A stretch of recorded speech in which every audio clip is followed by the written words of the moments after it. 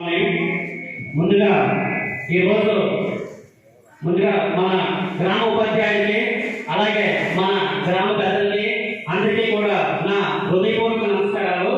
ముందుగా happy republic day. ఈరోజు గణతంత్ర దినోత్సవ శుభాకాంక్షలు. ఎందుకు ఈ రిపబ్లిక్ డే ఈరోజు ఎందుకు సెలబ్రేట్ చేసుకుంటున్నాం అంటే మనకి మన మొట్టమొదటి రాష్ట్రపతి బాబు రాజేంద్ర ప్రసాద్ గారు ఈ రోజు నుంచే మన భారత ప్రభుత్వం మన రాష్ట్రపతిగా నియమించింది. అలాగే మన భారత రాజ్యాంగం ఈ రోజు నుంచే అమల్లోకి వచ్చింది. సో ఆ విధంగా మన దేశం ఒక గణతంత్ర దేశంగా అవతరించింది కాబట్టి ఈ రోజున మనం ఈ యొక్క రిపబ్లిక్ డే సెలబ్రేట్ చేసుకుంటున్నాం. అయితే మనకి స్వాతంత్రం 1947 ఆగస్టు 15 వచ్చింది. అయితే మనం ఎంతో పోరాడి ఎన్నో ప్రాణత్యాగాలు చేసి మన దేశానికి స్వాతంత్రం తీసుకున్నాం. అయినా మన స్వాతంత్రం వచ్చినా సరే బ్రిటిష్ వాళ్ళు రాజ్యాంగాలు మనకు అవసరం అని చెప్పి తర్వాత మనకంటే ఒక రాజ్యాంగ పరిస్థితిని ఎంపిక చేసుకొని ఆ రాజ్యాంగ పరిస్థితిలో ఒక ముసాయిదా కమిటీని ఏర్పాటు చేసుకొని ఆ ముసాయిదా కమిటీ చైర్మన్గా డాక్టర్ బిఆర్ అంబేద్కర్ గారిని నియమించి మళ్ళీ వారితో పాటు ఒక 6 సభ్యుల్ని కలుపుకొని మన భారత రాజ్యాంగ ముసాయిదా కమిటీ ఏర్పడి సో మన భారత రాజ్యాంగాన్ని రాయడానికి 2 సంవత్సరాల 11 నెలల 18 రోజులు టైం పట్టింది. అయితే మన దేశంలో మన రాజ్యాంగాన్ని అనేక దేశ రాజ్యాంగాలు పరిశీలించి మన రాజ్యాంగ కమిటీ చైర్మన్ అలాగే వారితో ఉన్నటువంటి సభ్యులందరూ కూడా అనేక దేశ రాజ్యాంగాల నుంచి అనేక అంశాలు స్వీకరించి ముఖ్యంగా చూసుకుంటే అమెరికా రాజ్యాంగం నుంచి మన ఫండమెంటల్ రైట్స్ అన్ని కూడా మన అమెరికా రాజ్యాంగం నుంచి తీసుకున్నాం. అలాగే ఆ ఫండమెంటల్ రైట్స్ లో భాగంగా ప్రాథమిక హక్కులు కానీ అలాగే మన వ్యక్తిగత స్వేచ్ఛ కానీ మనం ఈ మాట్లాడేటువంటి ఈ స్వేచ్ఛ కానీ మన అమెరికా రాజ్యాంగం నుంచి తీసుకున్నాం. అలాగే మన దేశ పరిపాలన అంతా కూడా మన రాష్ట్ర చేతుల్లో జరగాలని ఏదైతే ఉందో ఆ అంశం కూడా అమెరికా రాజ్యాంగం నుంచి తీసుకున్నాం. అలాగే మన సుప్రీంకోర్టు న్యాయవ్యవస్థ కూడా పనిచేసే విధానాన్ని మన అమెరికా రాజ్యాంగం నుంచి తీసుకున్నాం.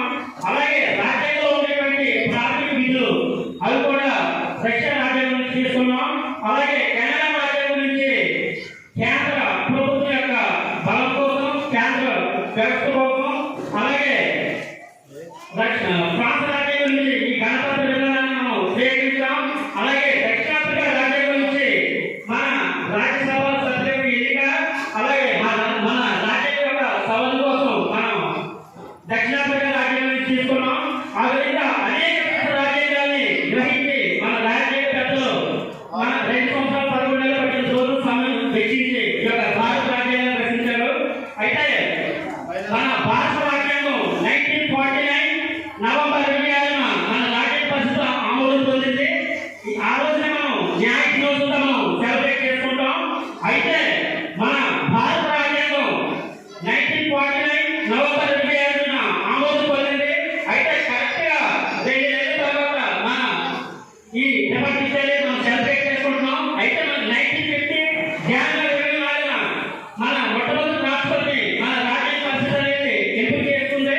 సో 2 డేస్ తర్వాత జనవరి 24న మన మొట్టమొదటి రాష్ట్రపతి బాబు రాజేంద్ర ప్రసాద్ ఎన్నుకున్నాం.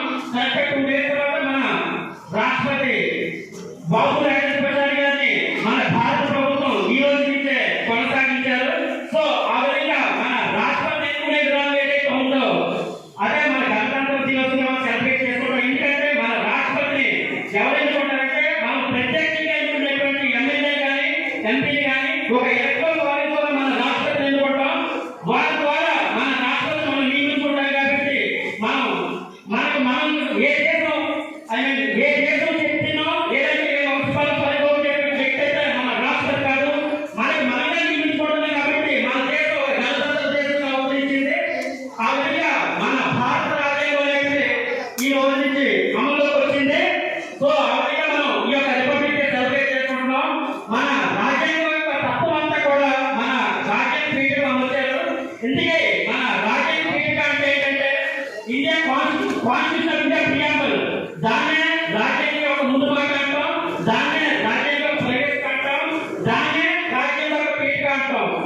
సో ఈ పీఠిక అనేది మన భారత రాజ్యాంగం యొక్క తత్వం అంతా కూడా మనకి తెలియజేస్తుంది.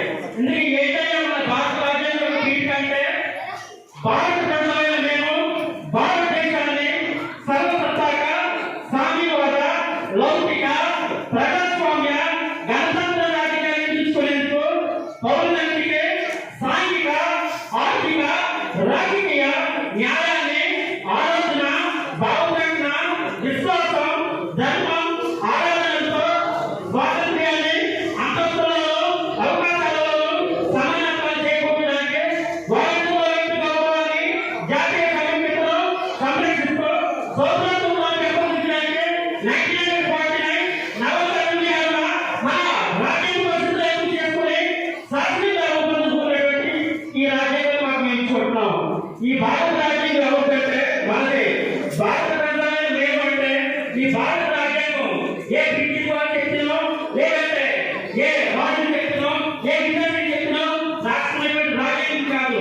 ఈ భారత రాజ్యాంగం మన ఒక రాష్ట్రమైనటువంటి రాజ్యాంగం. అలాగే భారత ప్రజలైన మేము సర్వసత్తాక దేశం అంటే మన దేశం ఒక సర్వసత్తాక దేశం. మన దేశంలో ఉన్నటువంటి మన దేశం కోసం చేసేటువంటి చట్టాలు ఏమి ఉంటాయో మన అంతర్గతంగా కానీ మన దేశం కోసం చేసే చట్టాలను కూడా మన భారత ప్రభుత్వమే ఈ యొక్క చట్టాలు అమలు చేస్తుంది. కాబట్టి దీన్ని సర్వసత్తాక దేశం అంటాం. అలాగే సర్వసత్తాక ప్రజాస్వామ్య దేశంలో ఉన్నటువంటి సంపదను కూడా ప్రజల సంపద ప్రజలు సృష్టిస్తారు. వారి యొక్క పనుల ద్వారా వారి యొక్క పన్నుల ద్వారా దేశంలో ఉన్నటువంటి సంపదను కూడా ప్రజలు సృష్టిస్తారు. మళ్ళీ ఆ యొక్క సంపదని చేపడితే భారత ప్రభుత్వం వచ్చినట్టుంది. ఈ విధంగానే సమానత్వం అంటారు. ప్రజాస్వామ్య లౌకిక అంటే మన దేశం అనేక మతాలు